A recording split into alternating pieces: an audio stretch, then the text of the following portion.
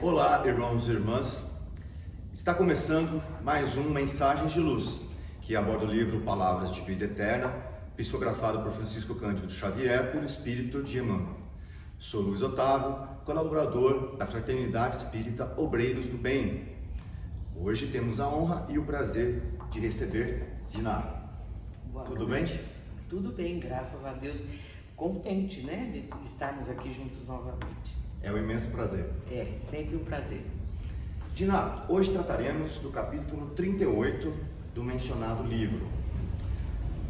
Qual é o título dele e qual a passagem bíblica que ele se refere? É salvar-se.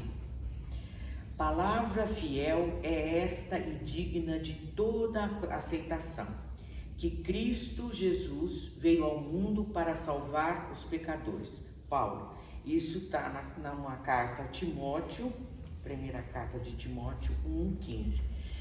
A gente deve pensar um pouquinho nessa frase aqui, que fica um pouco solta, né? Apesar do que Emmanuel ele vem discernindo tudo aquilo que refere-se ao assunto.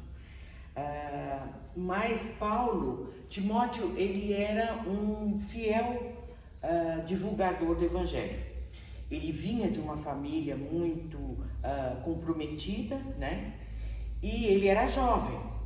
Paulo, nas suas viagens que ele fazia para ir divulgando o Evangelho, ele se encontra com Timóteo e começa a primeira viagem de Timóteo com Paulo para ir conhecendo as igrejas e formando igrejas. Paulo foi um grande divulgador. E ele sempre foi um companheiro de Paulo. Paulo sempre contou muito com a participação do Timóteo nessa divulgação. E, inclusive, depois Timóteo ficou com a igreja de Éfeso. Quando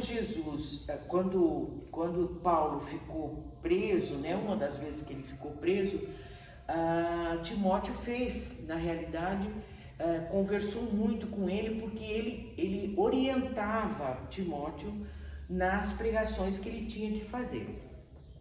E esse trecho aqui é um trecho que Paulo está falando dele próprio, porque Paulo foi aquele que, vamos dizer, pecava, né? Porque ele perseguia os cristãos, e ele se refere a Jesus. Ele se tornou... Exatamente, de perseguidor ele passou a ser um seguidor e um grande divulgador. Então ele vem dizendo que Jesus veio salvar, né? E aí Emmanuel vem falando a respeito dessa frase, né? E que nós carregamos uma distorção daquilo que Jesus realmente veio pregar. É o que ele começa, né? Ele começa dizendo o que salvar-se não significa. O que não significa. Que não, ele é até muito coerente. É muito curioso. Afirmativo, né? Sim, o que salvar-se não é isso. O que não seria é se não isso? Eu acho que ainda a gente tem uma visão, principalmente a humanidade de uma maneira geral, né? Se fixou nessa salvação de Jesus, se apegando sem se preocupar com a responsabilidade que nós temos de melhorarmos. Então, mas Jesus... qual seria essa enganosa salvação? A ideia comum, né? A ideia comum é que Jesus veio e vai salvar e nós vamos para o céu, né? Paraíso. Só no paraíso, e vamos encontrar o reino dos céus quando a gente seguir ele, enfim. Mas o que Jesus veio é nos ensinar a amar, que é o caminho da libertação do ser humano, do espírito. Quando você começa a amar e seguir os exemplos que ele deixou, de caridade, de fraternidade, de amor incondicional, você se liberta e realmente você se salva. Mas esse salvar não é uma coisa que você consegue somente fazendo oração ou não tendo uma ação como Jesus exemplificou, que ele saiu às ruas. Mas os ensinamentos de Jesus, eles foram de tal monta, tão valiosos, que Emmanuel cita inclusive que a vinda do Messias não trouxe uma mudança E de imediato não. De imediato, não é? As pessoas não houve essa mudança esperada, que se imagina que na própria época de Jesus já teria tido a mudança, né? No íntimo das pessoas. Exatamente. Mas houve uma mudança de alguma forma. É que não existia uma divulgação maior, né? E se você olhar, hoje nós temos muita informação, mas ainda nós estamos presos. Até hoje ainda há uma visão distorcida do que é se salvar, né? Se salvar é você realmente fazer essa mudança de comportamento, é olhar para aquilo que Jesus trouxe, que é o evangelho de amor, que é o amor que realmente salva, né? Sim. Porque ele liberta, porque ele traz, nós nos aproximamos do reino de Deus no momento que nós procuramos mudar o nosso comportamento, né? E seguindo o exemplo de humildade de Jesus, Emmanuel fala que nós devemos, como Jesus, tornarmos exemplo para os demais irmãos. Exatamente. Então, o que aconteceu não mudou muito a sociedade, né? A maneira de agir, né? Porque a reforma íntima demanda tempo. Demanda tempo. Então, quantas encarnações provavelmente nós já participamos e ainda nós temos dificuldade de exercitar isso, né? A doutrina espírita, ela tem um papel importante nisso, porque ela esclarece de uma forma de responsabilidade.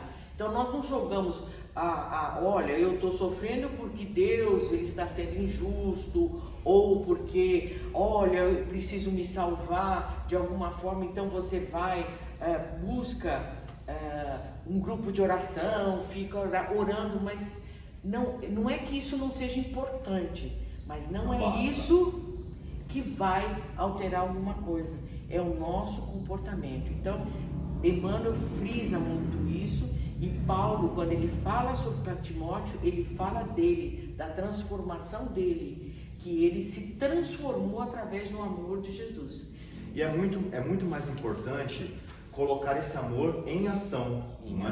Tanto que há alguns autores que dizem que mesmo os ateus, mesmo aqueles que não aceitam Jesus, mas praticam o bem, estão dando o exemplo de Jesus. Exatamente. Não é necessário você participar de uma comunidade religiosa, né?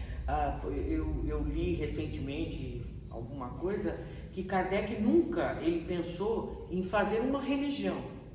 Ele queria um esclarecimento, né? Ele queria trazer o cristianismo para a ciência, juntar a ciência com a espiritualidade, com a filosofia. E ele veio trazendo o cristianismo puro, porque na época de Jesus era muito difícil a comunicação, o entendimento, né?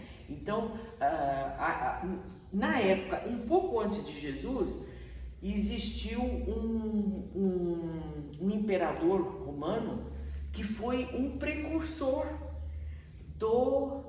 de Jesus, que foi Caio Júlio, enfim, era um homem que precedeu César, né? E ele tinha uma visão mais humana, ele tinha um amor pelas artes, pela música, pela beleza, e ele combateu muito a corrupção que existia dentro do Império Romano. Inclusive ele afastou a filha dele, a própria filha ele afastou do meio que ele vivia, porque ela estava prevaricando. Então, e a mulher também foi penalizada de alguma forma porque ele queria humanizar. Então ele, na realidade, foi antes de Jesus. Ele já veio com uma proposta como se fosse alguma coisa já acontecendo na atmosfera da época, né? Já havia uma coisa acontecendo antes do nascimento de Jesus. Já uma espécie de preparação. Uma preparação. Então, mas mesmo assim, com esse movimento todo, mesmo assim, depois de Jesus ainda continuou acontecendo muitas coisas, né? os próprios romanos, os judeus, enfim, a sede do poder, a sede de comandar e de perseguir, enfim, todas as mazelas, né, que nós trazemos até hoje ainda, e não conseguimos ainda de todo nos livrar, ainda prevaleceu. Hoje nós estamos vivendo um outro momento muito semelhante, né, de mudança, de transformação da humanidade, onde se busca uma moral, se rompe mais uma vez esse ciclo, né, que vem acontecendo há muitos anos e que vai romper, vai haver uma transformação dentro do planeta, né? E nós estamos passando a evolução da humanidade e do planeta. Então, são várias etapas, né, que a gente vem passando. E essa que nós estamos vivendo é uma. E às vezes eu fico pensando, mas por que será que eu estou aqui vivendo isso, né? Provavelmente tem esse trabalho que nós estamos fazendo aqui, né, dentro da Casa Espírita, é um trabalho de divulgação e de chamamento da sociedade para uma outra realidade. Nós não podemos mais viver nessa ignorância, nessa acomodação. Então nós precisamos ser empurrados, né, pela dor para poder começar a mudar. Para poder aprender. Bom, Gina, o assunto é extremamente amplo. É muita coisa. Não dá para você pegar um texto desse e ficar só na palavra, né? Tem muita coisa por trás. Mas eu acho que a gente pode concluir com o último parágrafo. Uhum. Sempre Emmanuel conclui de maneira brilhante, não é? Acho que estamos no capítulo 39 aí, não é? Opa, é aqui. Então ele fala: salvar-se, pois, não será subir ao céu com as alparcas do favoritismo religioso, mas sim converter-se ao trabalho incessante do bem, para que o mal se extinga no mundo.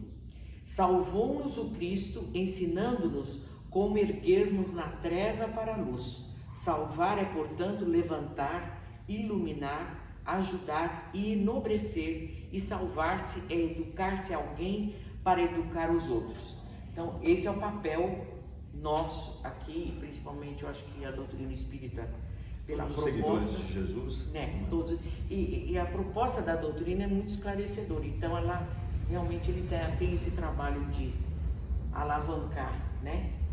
Então salvemos-nos praticando o bem e servindo de exemplo. Com certeza. Muito obrigado pelo comparecimento. Muito obrigada por você Espero também. contar com a sua presença nos próximos programas. Com certeza, vai ser um prazer.